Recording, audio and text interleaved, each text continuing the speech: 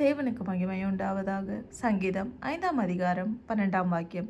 கர்த்தாவே, நீர் நீதிமானை ஆசீர்வதித்து காருண்யம் என்னும் கேடகத்தால் அவனை சூழ்ந்து கொள்ளுவீர். யாருக்கு இந்த ஆசீர்வாதம் கிடைக்கிறது? நீதிமானிற்கு.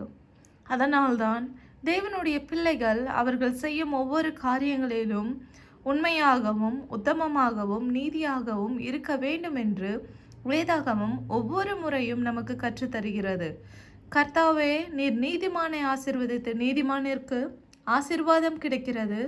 காருண்யம் என்னும் கேடகத்தினால் அவனை அது சூழ்ந்து கொள்கிறது.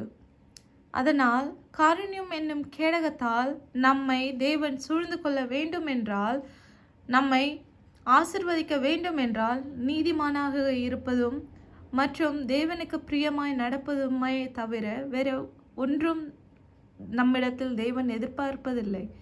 தயவு செய்து கிறிஸ்தவர்களாகிய நாம் நீதியாகவும் உண்மையாகவும் நடக்க வேண்டும் என்று ஒவ்வொரு முறையும் வேத வாக்கியம் நமக்கு நினைவு கூறுகிறது. அப்படியே செய்து நாம் தேவனுடைய காரியங்களை நிறைவேற்றுவோமாக. தேவன் தாமே உங்கள் அனைவரையும் ஆசீர்வதிப்பாராக. ஆமென்.